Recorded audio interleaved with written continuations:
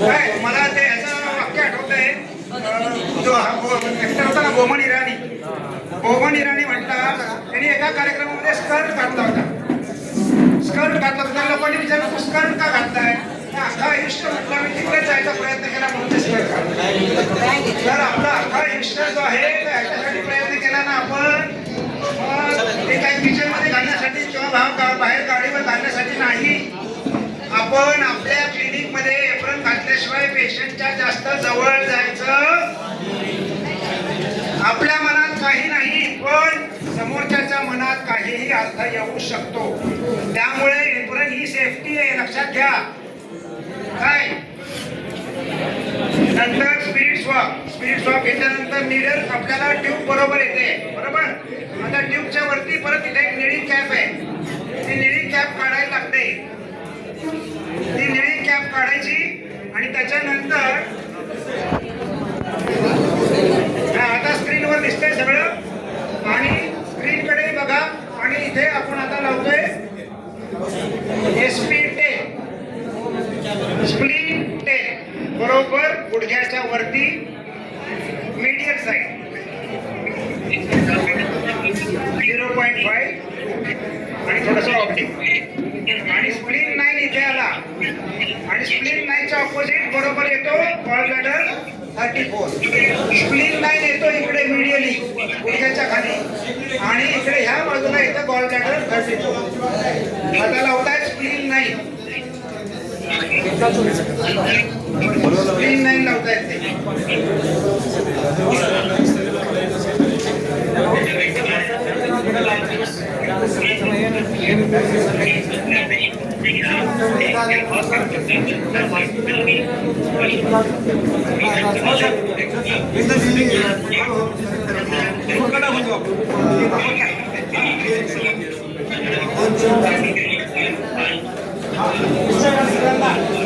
गुडघ्याच्या खाली आहे स्प्लिन 9 मीडियली, गुडघ्याच्या वरती लगेच आहे स्प्लिन 10 मीडियम साईडला. मीडियम म्हणजे आतल्या साईड आणि लॅटरल म्हणजे बाहेरच्या साईडला, बरोबर. आता हा लावला जातोय gall bladder 34 exactly head of the फिब्युलाच्या खाली. हा गॉल ब्लॅडर 34 इन्फ्लुएन्शियल पॉइंट आहे. त्याच्यासाठी हा आणि गॉल ब्लॅडर 39 कशासाठी इन्फ्लुएन्शियल पॉइंट आहे? गॉल ब्लॅडर 39 कशाचा इन्फ्लुएन्शियल पॉइंट आहे? Bone marrow. Gall bladder 34 tendons muscles आणि गॉल ब्लॅडर 39 बोन मॅरो. आणि लिव्हर 3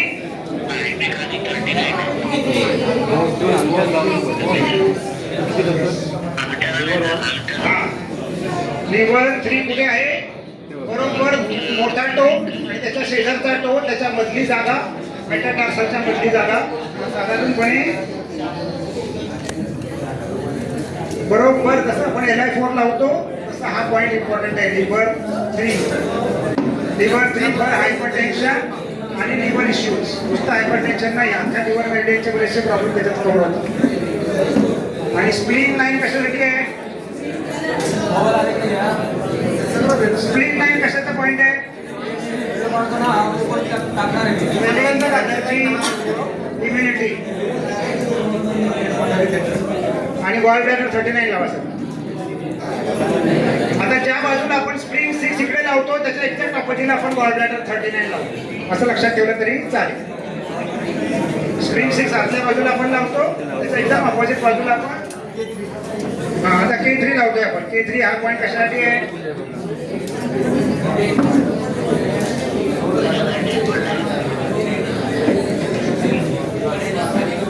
एक्झॅक्टली मीडियल मॅल्युलसच्या खालच्या बाजूला आहे.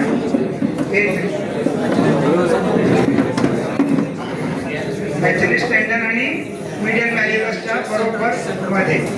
K3 कशासाठी पॉइंट आहे? K3 कशासाठी? Main source point. Source point म्हणजे डायरेक्ट ऑर्गन प्रॉब्लेम सॉल्व्ह होता.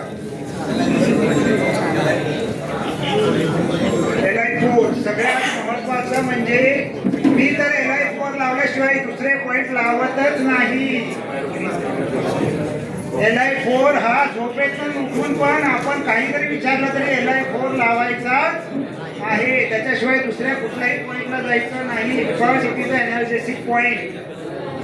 LI4 हा वेब स्पेस मध्ये आहे, बेटाला असं बेटा ह्याच्या बाजूला आहे, तर तो वेब स्पेस मध्ये नाही बघा, तो या बोटाच्या बाजूला.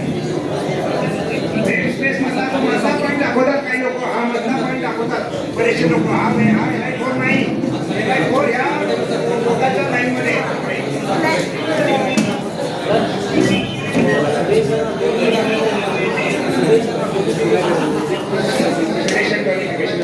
आणि टोनिफिकेशन साठी आपण थ्रस्ट करतो आतमध्ये 3 वेळा, आणि सिलेक्शन साठी वरती येतो आपण, आणि टोनिफिकेशन साठी आपण उजवीकडे फिरवतो, बरोबर, आणि सिलेक्शन साठी आपण डावीकडे.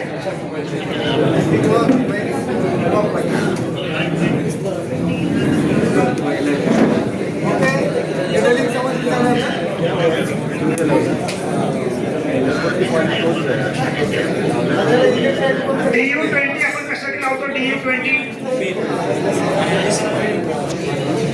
हा जो पॉइंट आहे दोन्ही इयरच्या मध्ये आणि वरती येतो आपण. DU20 आपण कशासाठी लावतो?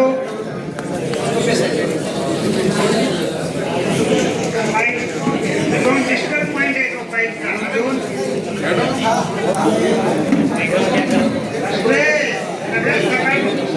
स्ट्रेस आपण बोलतो ना, स्ट्रेसचा पहिला पॉइंट आहे DU20, ट्रान्सलायझर पॉइंट. फक्त DU20 लावून झाल्यावर गाडीवरून त्या पेशंटला जायला सांगायचं नाही. झोप येते म्हणजे पेशंटला लगेच जर गाडी चालवायची असेल तर DU20 लावायचं नाही.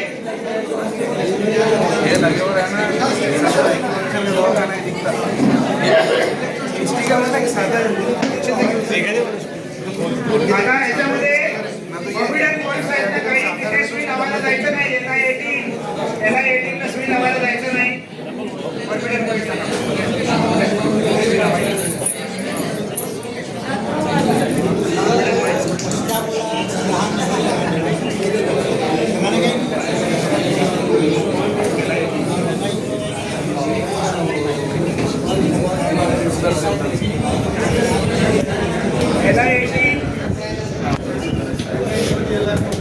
प्रेग्नन्सी मध्ये LI4 नाही लावायचं, आणि प्रेग्नन्सी मध्ये शक्यतो काहीच नाही लावायचं. या मताला नाही, कारण काही जर बिघडलं तर तुमच्यावर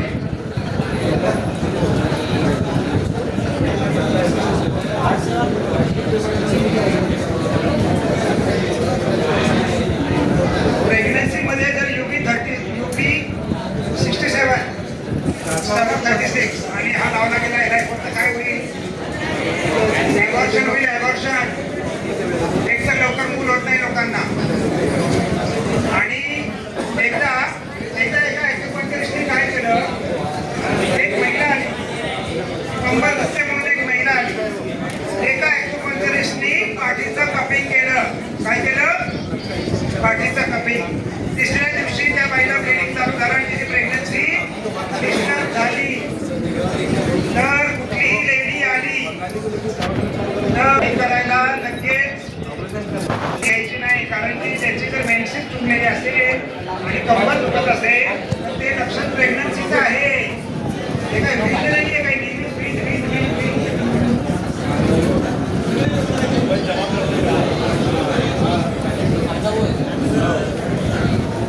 डिलिव्हरी करताना आणखी एका गोष्टीची काळजी घ्यायची आहे.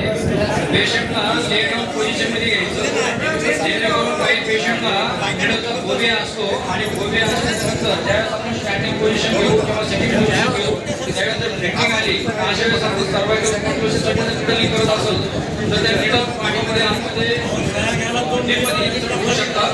त्याच्यामुळे ले डाऊन पोझिशनमध्ये डिलिव्हरी करायची आणि अशा वेळेस वगैरे आहे पेशंट